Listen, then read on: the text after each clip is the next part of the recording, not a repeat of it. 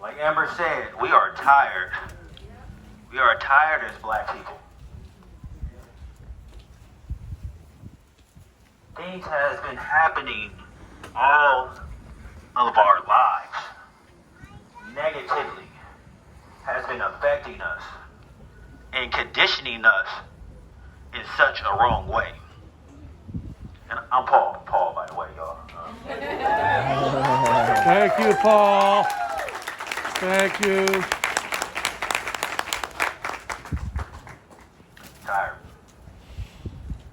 So last time we was in Tiburon, we went downtown with the protest. We had to confront the chief of police about his negative words towards Marin City and a peaceful protest of about 2,000 people that we had. So it sounds to me that this system, this police system right here in Tiburon, it is broken, and it is broken at the head.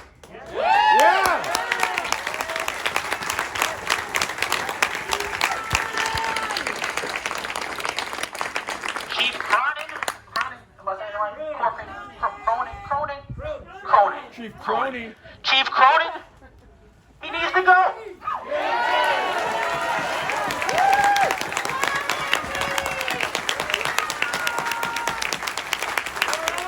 Tiburon, y'all need to continuously come out.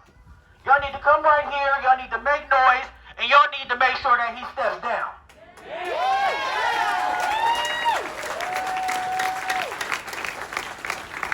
Because his officers, they react the way that he lets them react.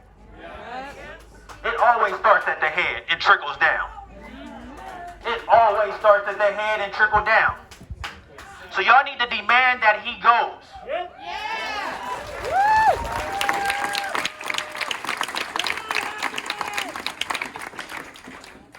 So when we start talking about racism, and we start talking about the head and the trickle down effect, we are witnessing it today in every way. We are witnessing it at our top leadership of our great nation, the USA, right? We know we need to vote to get him out of there. But we also see that all families aren't having the same conversations with their kids. They are at home teaching their kids racism, letting them know that it is okay to be violent towards black people.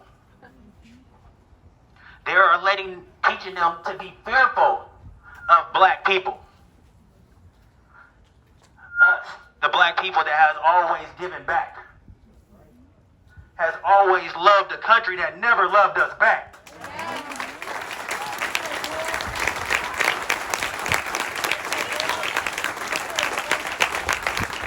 Once again, a country that we love but never loved us back. But it's time for it to change. And it's going to change with everybody that's showing up just like this. Not settling. Not thinking that you're going to show up to one protest and that's it. But no, like they said, have that hard conversation at home. Put black people in power.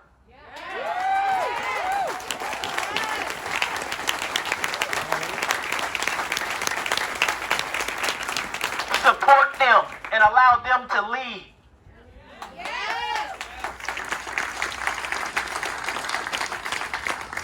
Because we ain't gonna do you wrong. We're gonna lead correctly. We're gonna love you like we always loved you. I mean, it goes back. It goes back a long way. I want everybody to make sure that you do your history. Once again, do your history. Not just your history, but look at black history.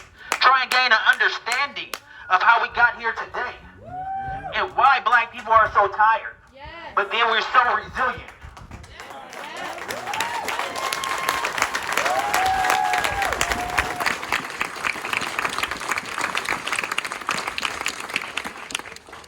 Because if we wasn't resilient, we would just lay down and let people roll over us, and that's not going to happen. So let's get back to Tiburon real quick. I grew up right here in Marin, but I also had an understanding. I grew up in Marin City to be exact. But we also grew up with our parents and our elders telling us to be free. But be careful when you venture out. Be careful, especially when you go to Tiburon. Like, y'all never would have to really understand what that means. To really, really be nervous and be taught to be feared, to be fearful of other people, to be fearful of other areas that's right here in your backyard. But we still came to Tiburon, we still partied, we still enjoyed it. We didn't let it stop us. You know? But when you look at Tiburon, the police department is here. Right next to what? I believe the only low housing complex in Tiburon. Surprise! Y'all need to question that. Why is that? Why would they have a police department 20 feet away from the only low housing complex in Tiburon? Because they want to mentally condition the low-income people that live there. They want to constantly let them know that somebody is watching them. It goes back to that slave owner mentality. There you go. One and the same.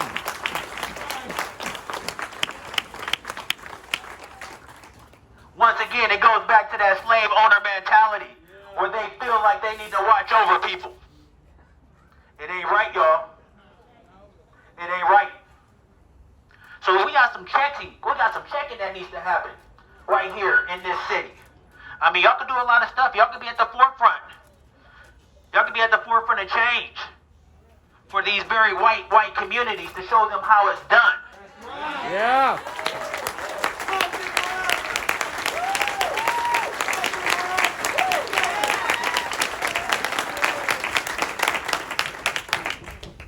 The question is, are y'all going to be about that work? I'm for real. Are y'all really going to be about that work?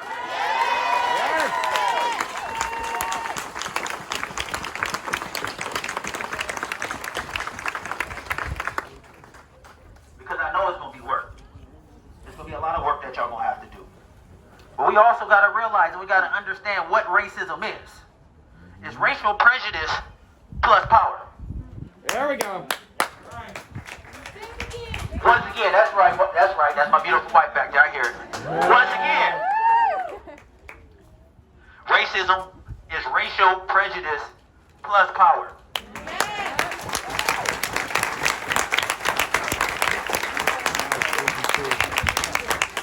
No, we can't. We don't have the racial prejudice, nor do we have the power, right? But we right here in Tiburon, where the wealth is so much. So there's a lot of power in Tiburon where change can really happen.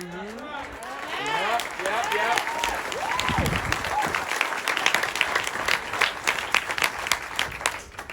Like Amber said, you got to investigate your own interests. Last time I was here, I said you need to support organizations that's doing the work. But just because you support an organization, do not mean that you run an organization.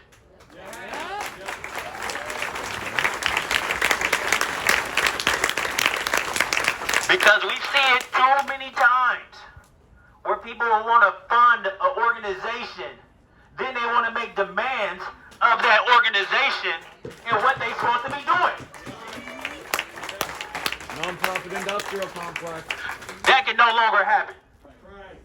We learned about it firsthand, me and my wife. You say talk about it? I'm gonna talk about it. She just said, if y'all understand some of the things that we go through, as we go through in life, a program that she started, it was wonderful. It was supporting black mothers in San Francisco. It was funded by a white man that had money. He lives right here in Tiburon also. I ain't gonna blast him just yet. But he did pull it. He pulled the cord on us. It is what it is.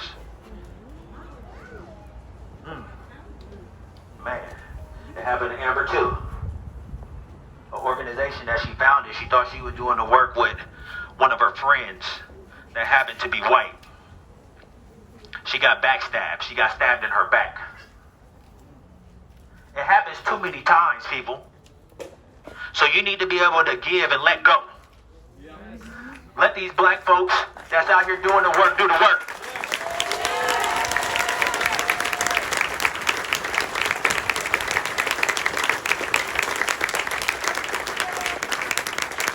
Once again, you need to be able to give and let go.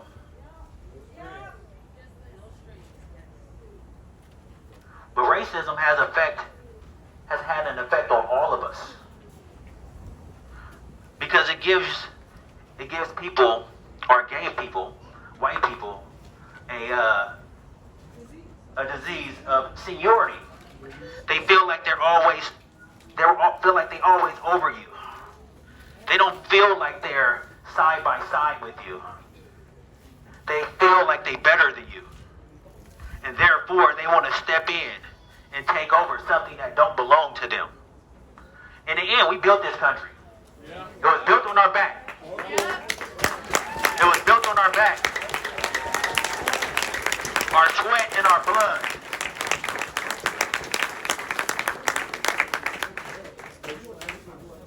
Man, but we here. Right? I was born a black man. And one day I'm gonna die a black man. Oh, don't die a black man. Right? But I don't want to die because I'm black.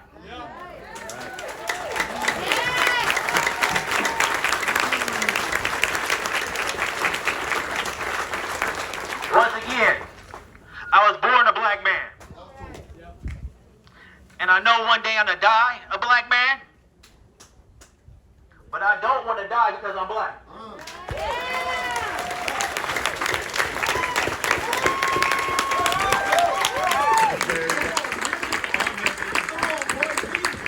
So we know what we just witnessed. We witnessed the NBA shut things down. Standing up for justice. Strike! General strike! So I give big props to them. But it don't stop the pain that we continuously watch and we witnessed. We witnessed a black man get choked out 8 minutes and 46 seconds. And then again, we just recently watched, we all watched how Jacob Blake got shot at close range in front of his kids 7 times in his what? In his back.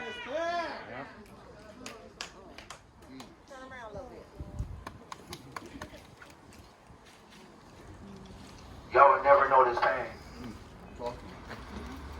Y'all would never know this pain that we go through and that we got to deal with each and every day as black people in America. But I'm glad to see that people is out here standing to do this work with us. I'm tired though, but I'm not going to stop. I'm going to continue to stand for those who can't stand.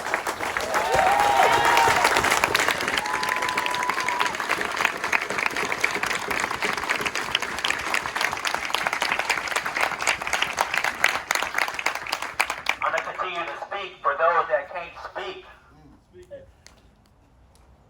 Because I just don't do it for myself. We got generations coming behind us that need an easier path. I want for my son and my daughter personally not to have to go through some of these things that we're going through today. But it's not to say that they still might have to. So I'm going to have to empower them. But right here, right now, like they said, have the uneasy conversation at home. When we leave here today, I'm inviting people to go downtown. Let's have the conversation. Let's sit out. Let's eat some food. Let's talk. Let's plan. Let's strategize. And let's demand change.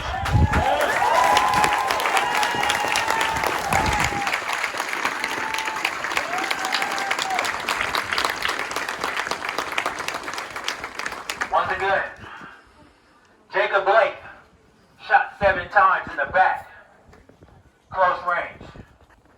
Let that sink in.